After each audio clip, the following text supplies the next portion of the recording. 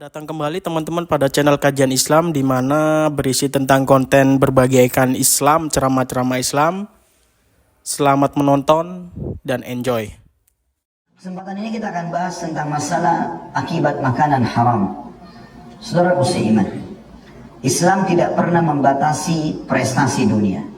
Bahkan agama kita yang mulia ini memerintahkan setiap muslim tidak terkecuali, mau dari suku Arab, mau dari orang Melayu, mau dari orang Afrika, mau orang bule di Amerika dan Eropa sana, selama dia mengucapkan dua kalimat syahadat, dia muslim, maka dia dianjurkan untuk mengejar prestasi terbaiknya di dunia. Apakah kalau zaman kita titel akademik, apakah itu pendapatan yang akhirnya membuat kehidupan dia jadi baik dengan keluarganya, apakah itu jabatan, apa saja, selama dia menempuh bukan dengan cara yang haram, maka Islam menganjurkannya. Bahkan sebuah hadis yang sahih di mana Nabi SAW bersabda, kalau di tangan seseorang di antara kalian ada bibit pohon dan dia tahu besok terjadi kiamat, tetap dia tancapkan. Sebuah hadis yang berisi sebuah atau motivasi yang sangat besar agar setiap muslim mengejar prestasinya. Bahkan Nabi SAW mengatakan, ihris ala ma yanfa'u, selalu kamu jaga apapun yang bisa bermanfaat bagimu. Hanya saja Islam membatasi hal-hal yang diharamkan oleh Allah Subhanahu wa taala. Sementara yang dihalalkan diperintahkan untuk menikmatinya, bahkan bagian daripada ibadah dalam agama kita. Allah berfirman tentang masalah menikmati yang halal, dan halal ini jauh lebih banyak daripada yang haram. Pada saat Allah haramkan babi, Allah ganti dengan sapi, kambing, ayam, kelinci, bahkan semua hewan air. Pada saat Allah haramkan khamr, minuman keras, Allah ganti dengan banyak sekali, yaitu susu, madu, sirup, air putih dan seterusnya. Pada saat Allah berikan kita potensi syahwat untuk melampiaskan dengan lawan jenis kita, dan kalau tidak ada syahwat ini tidak akan ada populasi manusia, tidak ada interaksi biologis. Allah melarang kita berzina dan Allah buka pintu pernikahan. Semua ada solusinya, dan Allah berfirman dalam surah Al-Mu'minun ayat 51, A'udzubillahi minasyaitonirrajim, ya ayyuhar rusulu kulu minat tayyibati wa'malu salihan. Hai para rasul, Allah memerintahkan utusan-utusannya dan akhirnya menjadi contoh kepada para pengikut rasul-rasul tersebut. Makanlah dari yang baik-baik yang sudah kami siapkan dan ikuti itu dengan melakukan amal-amal saleh. Juga dalam Al-Baqarah 172 Allah Subhanahu wa taala berfirman, A'udzubillahi minasyaitonirrajim, ya ayyuhalladzina amanu kulu min tayyibati ma razaqnakum. Hai orang-orang beriman, makanlah dari rezeki yang baik-baik yang telah kami siapkan untukmu. Imam Ahmad rahimahullah, salah satu dari 4 imam madhab, beristidlal, berhujjah atau berargumentasi dari 2 ayat ini mengatakan, makan itu termasuk bagian daripada agama bila diikuti dengan yang halal. Begitu juga teman-teman sekalian, seorang muslim dari sisi yang lain, dia harus tahu, walaupun Allah menyuruh dia menikmati apapun yang Allah siapkan di muka bumi ini, tapi dia harus meninggalkan apa yang Allah haramkan. Seperti misalnya Allah mengingatkan dalam Al-Quran di ayat yang lain, dari satu sisi Allah menyuruh kita menikmati yang halal, sisi yang lain Allah menyuruh kita menjauhi yang haram. Dalam surah Al-Baqarah 188 Allah Subhanahu wa taala berfirman, A'udzubillahi minasyaitonirrajim, wa la ta'kulu amwalakum bainakum bil batil wa tudlu biha ilal hukami litakulu fariqan min amwalin nas bil itsmi wa antum ta'lamun. Janganlah kamu makan harta di antara kamu dengan cara batil, menipu, manipulasi data, mencuri, merampok dan seterusnya. Dan jangan kamu menyuap dengan harta itu kepada para hakim dengan maksud agar kamu dapat memakan sebagian harta orang atau orang lain dengan jalan dosa, padahal kamu mengetahuinya. Juga seorang muslim harus hati-hati dengan hadis Nabi alaihi salatu wassalam. Hadis ini harusnya bisa menggetarkan hati orang-orang beriman, karena akan ada tuntutan dari semua pendapatan kita di muka bumi di akhirat nanti. Kata Nabi SAW, lan tazula kadama abdin yaumal qiyamah hatta yus'alu an arba'ah. Tidak akan beranjak kaki seorang hamba pada hari kiamat ke surga atau ke neraka sampai ditanya 4 perkara yang harus dia pertanggungjawabkan. An umrihi fima afnah, umurnya di mana dia habiskan. Wa an syababihi fima ablah, masa mudanya dia pakai untuk apa? wa an malihi min aina iktasabahu wa fima anfaqah, dan hartanya dari mana sumbernya, kemana dia keluarkan, wa an ilmihi mada amila fi, dan tentang ilmunya di mana dia atau apa yang dia kerjakan dengan ilmu itu. Kata para ulama, khusus masalah pendapatan itu di hari kiamat ditanya dari mana sumbernya, kemana keluarnya. Maka ulama mengatakan ada 4 sumber pendapatan. Yang paling pertama, yang paling mulia, sumbernya halal, pekerjaannya benar, kemudian dikeluarkan ke tempat yang halal, menafkahi keluarga, bangun masjid, perbuatan dermawan, sedekah dan seterusnya. Ini yang paling mulia, dan semoga Allah jadikan kita termasuk orang-orang ini. Yang kedua adalah orang yang buruk, sumbernya halal, sudah benar pekerjaannya, tapi larinya kepada yang haram, berzina, berjudi, mabuk. Akhirnya pendapatan halalnya menjadi haram. Ini buruk. Ada orang yang lebih buruk daripada itu, yaitu sumbernya haram, dari hasil curian, korupsi dan seterusnya, dikeluarkan pada yang halal. Dia umroh, dia haji, bangun masjid, sedekah, tapi dari uang haram. Ini lebih buruk daripada yang kedua tadi, karena hanya akan menambah dosanya. Begitu juga yang terakhir, yang paling buruk lagi adalah sumbernya haram, dikeluarkan pada yang haram. Dia mencari sumber haram, hasil curian, korupsi, merampok dan seterusnya, dipakai untuk mabuk-mabukan, judi dan seterusnya. Ini orang yang paling buruk, teman-teman sekalian. Jadi jauh kita bahas masalah ini. Kalau seandainya ada yang bertanya, kalau saya mengakan makanan haram, sumber saya haram, memang apa dampaknya? Paling tidak ada 6 dampak, teman-teman sekalian, dan itu bisa dirasakan dalam kehidupan kita. Yang pertama, Allah angkat keberkahan harta atau pendapatan kita. Makna berkah tidak cukup-cukup. Jadi walaupun banyak pendapatannya, tidak bisa sama sekali dia nikmati. Sekian puluh juta, ratusan juta, miliaran pendapatan, tapi selalu habis, nggak jelas kemana. Kalau berkah, ada orang mungkin gajinya cuma 1 juta, 2 juta, tapi dia tinggal bersama istrinya, 3 anaknya, mertuanya numpang sama dia, cukup. Itu namanya keberkahan. Kalau sumber haram, diangkat keberkahannya. Disebutkan dalam sebuah hadis Nabi SAW, hadis sahih diriwayatkan oleh Imam Bukhari dan juga An-Nasa'i, al-bayyi'ani bil khiyari ma lam yatafarraqa, fa in sadaqa wa bayyana burika lahuma fi baitihima, wa in katama wa kadzaba muhikat barakatu bai'ihima. Bila seorang penjual dan pembeli itu berada dalam khiyar, khiyar maksudnya dalam agama kita, teman-teman, belum berpisah, mereka mau lanjutkan transaksi atau mau membatalkannya. Selama keduanya belum berpisah, masih boleh khiyar, hukum khiyar namanya. Boleh lanjutin transaksi, boleh batalkan, selama belum berpisah. Jika keduanya jujur dan transparan. Anda mau jual mobil, ditanya oleh pembelinya, mobil ini pernah tabrakan nggak? Iya, pernah. Di bagian depan sebelah kanan, tapi saya sudah masukkan di bengkel, silakan Anda cek. Dengan jujur begitu, insya Allah laku mobilnya. Oh, nggak pernah tabrakan, padahal sudah 7 kali tabrakan mobil itu. Kebohongan yang dia sebarkan. Maka paling jauh orang itu ambil nomor telepon dan pergi, tidak akan beli mobil Anda. Kata Nabi SAW, jika keduanya jujur dan transparan, maka keduanya diberkahi dalam jual belinya. Sebaliknya, jika menyembunyikan dan hapus keberkahan jual belinya. Mana keberkahan?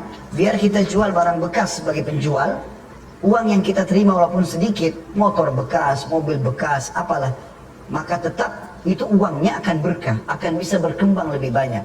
Dan juga pembelinya, walaupun beli barang bekas, akan berkah. Mobil bekas, motor bekas tetap bisa dipakai lama. Seperti itu keberkahan.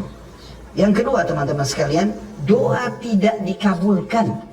Tahu doa ini apa?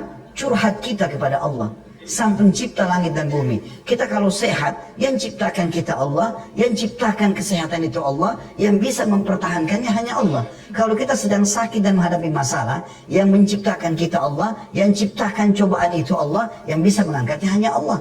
Maka kita tinggal berdoa kepadanya. Dan doa ini dihajib atau ditahan oleh Allah SWT kalau orang punya pendapatan haram.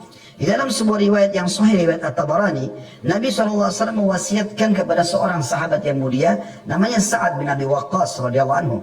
Ya Sa'ad, atib mat'amak, takun mustajab ad-da'wah. Wahai Sa'ad, perhatikan baik-baik sumber makananmu. Pastikan dia halal, doamu akan diijabah. Di dalam riwayat yang lain, dalam riwayat yang sahih, riwayat Muslim, pada saat Nabi SAW jelaskan, ada orang rambutnya berantakan, bajunya kotor, tidak punya alas kaki, miskinnya luar biasa.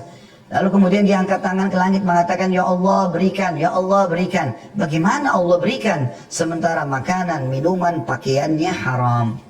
Jadi berarti tidak diijabah doanya. Yang ketiga, penghalang dari diterimanya sedekah, haji, umroh, bahkan semua amal soleh yang dia kerjakan, dia lakukan dari sumber yang haram, ditolak sama Allah. Disebutkan di dalam sebuah hadis, dan hadis ini diriwayatkan Tabarani, kata Nabi SAW, idza kharaja ar-rajulu hajjan bihajjan binafaqatin thayyibah, kalau seorang laki-laki keluar mengerjakan ibadah haji dari uang yang baik, uang yang halal, wa wada'a rijlahu fil gharzi, kemudian mulailah dia indahkan kakinya di depan rumahnya, mulai menuju ke bandara, mulai naik pesawat sampai ke haji misalnya. Fanada, kemudian mulailah dia ucapkan labbaik Allahumma labbaik, ya Allah aku jawab panggilanmu dengan santun, sebagaimana orang umroh dan haji mengerjakan itu. Nadahu munadin minas sama, maka dia langsung dijawab oleh seorang pemanggil atau malaikat dari langit sambil berkata, labbaika wa sa'daik, jawaban panggilanmu dijawab dan semoga kebahagiaan bersamamu. Zaduka halal, bekalmu halal, wa rahilatuka halal, juga tungganganmu halal, wa hajjuka mabrurun ghairu ma'zur, dan hajimu diterima tanpa tersisa dosa sedikit pun. Wa idza kharaja min nafaqatil khabitha, kalau dia keluar mau mengerjakan haji atau umrah, sama bangun masjid, sedekah, bantu orang tuanya, tapi dari sumber haram, maka fawada rijlahu fil garz, dan mulailah dia injakkan kakinya di kendaraannya untuk pergi haji ataupun umrah. Fanada baik, lalu kemudian dia bilang labbaik Allahumma labbaik, seperti orang biasa haji umrah, aku jawab panggilanmu dengan santun ya Allah. Nadahu munadi minas sama, maka akan ada malaikat yang jawab dari langit mengatakan la labbaika wala sa'daik, gak ada jawaban panggilan seruanmu itu dan tidak ada kebahagiaan untukmu. Kenapa? Zaduka haram, karena bekalmu haram, wa nafaqatuka haram, juga pendapatanmu atau biayamu ini uang haram, wa hajjuka ghairu mabrur, dan hajimu tidak diterima. Kemudian dalam riwayat yang lain, ini juga riwayat harusnya menggetarkan hati kita sebagai orang muslim, riwayat Ahmad, dan ini hadis ya disahihkan oleh beliau, walaupun Syekh Albani sempat mendhaifkannya.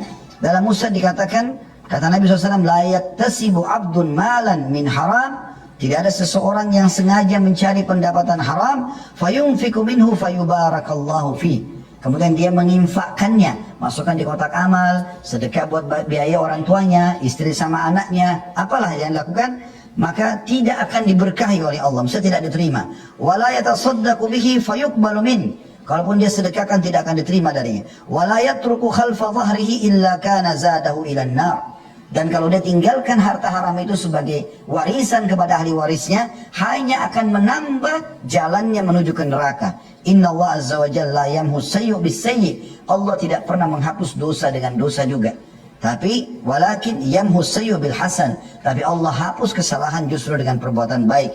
Innal khabitha la yamhul khabith, sesungguhnya perbuatan haram tidak akan menghapus yang haram. Maksudnya sedekah ya dari sumber haram tidak akan menghapus dosa-dosa. Abdullah bin Umar berkata, dan ini penting teman-teman sekalian, dalam penglihatan ini, kalau kita fahamnya selama ini, mencari rezeki halal itu adalah ibadah, sudah sangat baik. Tapi ada hal yang lebih penting, meninggalkan pendapatan haram lebih besar pahalanya daripada mencari yang halal. Meninggalkan yang haram lebih besar pahalanya daripada mencari yang halal. Jadi kalau misalnya kita ditawarkan sebuah proyek ternyata itu haram, kita tinggalkan walaupun proyeknya kecil saja, misalnya cuma 100.000 rupiah, 200.000 rupiah, suruh buat apa gitu, kita tinggalkan, itu lebih besar pahalanya dibandingkan kita bersedekah mungkin ratusan juta. Itu perkataan sahabat Nabi yang mulia Abdullah bin Umar radhiyallahu anhu. Beliau berkata, sungguh menolak 1/6 dirham dari keharaman adalah lebih baik daripada 100.000 dirham yang dinafkahkan di jalan Allah. Juga seorang tabi'in yang mulia bernama Abdullah bin Mubarak rahimahullah berkata, sungguh jika aku menolak 1 dirham dari syubhat, Syubhat tidak jelas. Halal nggak sih? Bukan haram ini, masih syubhat saja. Sungguh aku menolak 1 dirham yang syubhat, lebih aku sukai daripada aku bersedekah dengan 600.000 dirham. Yang keempat, kerusakan hati. Sebagaimana sabda Nabi SAW, dan hati kita tahu mahkota tubuh kita. Dia baik, baik semua yang lain. Rusak, rusak semua yang lain. Dalam sabda Nabi SAW, ala inna fil jasadi mudghah, idha salahat salahal jasadu kullu, wa idha fasadat fasadal jasadu kullu, ala wahiyal qalb. Di dalam tubuh manusia itu terdapat segumpal daging. Kalau dia baik, seluruh tubuh akan baik, sehat, aman. Dan kalau dia buruk atau rusak, semua tubuh akan rusak. Ketahuilah itu adalah hati. Ibnu Hajar rahimahullah menanggapi hadis ini sambil mengatakan, di dalam hadis ini terdapat peringatan supaya mengagungkan nilai hati dan menganjurkan supaya memperbaikinya, serta mengisyaratkan bahwa penghasilan yang baik itu memiliki dampak. Dan Imam Ahmad berkata rahimahullah, dengan apa hati bisa menjadi lunak supaya bagus, bersih? Maka kata beliau, dengan makanan yang halal. Yang kelima, hidup kalau punya pendapatan haram itu gelisah. Kalau orang sengaja buat manipulasi data, pendapatan haram, misal dia nyuri di kantornya 100.000 rupiah, 1 juta rupiah misalnya, setiap kali dia dengarkan angka 1 juta atau 100.000, dia kira dirinya yang sedang ditegur. Kegelisahan, ketakutan yang ada. Kalau dia punya pendapatan halal tidak akan terjadi seperti itu. Allah berfirman dalam surah Al-Munafikun ayat 4, yahsabuna kulla sayhatin alaihim. Mereka mengira bahwa tiap-tiap teriakan yang keras ditujukan kepada mereka, padahal sebenarnya bukan itu. Dan yang terakhir teman-teman sekalian, yang keenam, ancaman dengan azab yang berat pada hari kiamat. Di dunia diangkat keberkahan hidup, gak diterima amal-amalnya, di akhirat lagi masuk ke dalam neraka. Sebagai contoh misal, orang yang memakan harta anak yatim. Dalam surah An-Nisa ayat 10, ini sebagai contoh. Tentu semua pendapatan haram kalau kita jadikan sebagai sumber, maka akan jadi penyebab siksa neraka. Tapi ini salah satu contohnya. Allah berfirman, a'udzubillahi minasyaitonirrajim, innal ladzina ya'kuluna amwalal yatama dzulman innama ya'kuluna fi butunihim nara wa sayaslawna sa'ira. Sesungguhnya orang-orang yang memakan harta anak yatim secara zalim, sebenarnya mereka telah menelan api dalam perutnya, dan mereka akan masuk ke dalam api neraka yang menyala-nyala. Juga sabda Nabi SAW yang menegaskan masalah itu, hadis sahih riwayat At-Tabarani, ayyuma lahmin nabata min suhtin fannaru awla bihi. Suatu daging yang tumbuh, darah dan daging yang tumbuh dari keharaman, maka neraka lebih pantas baginya. Oleh karena itu teman-teman sekalian, kita harus berhati-hati sekali agar jangan sampai kita terjerumus pada hal-hal yang haram ini. Di sini kan saya menutup teman-teman sekalian dengan bagaimana sikap para salafus saleh, ya, dari Nabi SAW dan para sahabat, para tabi'in dalam meninggalkan yang haram. Dalam sebuah riwayat disebutkan, Nabi SAW pernah gelisah di rumah Ummu Salamah, salah satu dari istri beliau. Tidak biasanya begitu, biasanya Nabi kalau datang istirahat tidur langsung. Ini enggak gelisah. Lalu Ummu Salamah tanya, ya Rasulullah, tidak seperti biasanya, kenapa anda begitu gelisah? Kata Nabi SAW, tadi waktu masuk ke rumah ini, saya temukan ada sebutir kurma dekat ranjang. Maka saya langsung memakannya. Tapi setelah saya menelannya, saya tiba-tiba berpikir, jangan sampai itu adalah kurma sedekah. Dan Nabi SAW tidak boleh terima sedekah. Hukum Allah Subhanahu Wa Taala untuk Nabi SAW, beliau tidak boleh terima sedekah. Boleh terima hadiah ya, tapi sedekah nggak boleh. Maka beliau ketakutan jangan sampai dengan 1 butir kurma itu Allah menghisapnya. Begitu sifat Nabi SAW, sangat hati-hati. Begitu juga dengan Abu Bakar Anu, punya seorang hamba sahaya yang selalu bekerja setiap hari. Sebagai bentuk penghormatan, hasil pendapatannya dibeli makanan, Abu Bakar makan berdua dengan dia. Sering kali Abu Bakar tanya, dari mana tadi? Kamu kerja apa? Oh tadi saya kerja di kebun kurma ini. Oh tadi saya angkat batu di sana. Lalu Abu Bakar makan karena diangkat dari halal. Satu waktu Abu Bakar lupa nanya. Lalu Abu Bakar makan. Setelah makan, kata Abu Bakar, dari mana sumbermu ini? Setelah makan, maka orang itu mengatakan, dulu di masa jahiliyah, sebelum Islam, saya pernah pura-pura jadi dukun. Dari dukun pun sudah haram, ini pura-pura dari dukun. Lalu kemudian apa yang saya jelaskan kepada seseorang itu terjadi benar. Orang itu merasa punya utang dengan saya. Maka sekarang setelah masuk Islam, dia lihat saya, dia bayar. Maka saya beli makanan dari sumber itu. Abu Bakar langsung tahu, ini sumber haram. Dari hasil penipuan. Boleh korek tenggorokannya, memuntahkan semua itu. Karena khawatir kena dampak dari semua makanan haram tersebut. Sa'ad bin Abi Waqqas, sahabat Nabi yang mulia juga berkata, tidaklah aku mengangkat satu suap ke mulutku, melainkan aku dalam keadaan mengetahui dari manakah datangnya dan dari mana keluarnya. Juga Wahab bin Munabbi, ini terakhir, mengatakan, Barang siapa yang ingin doanya dikabulkan Allah, maka hendaklah ia memperbaiki makanannya.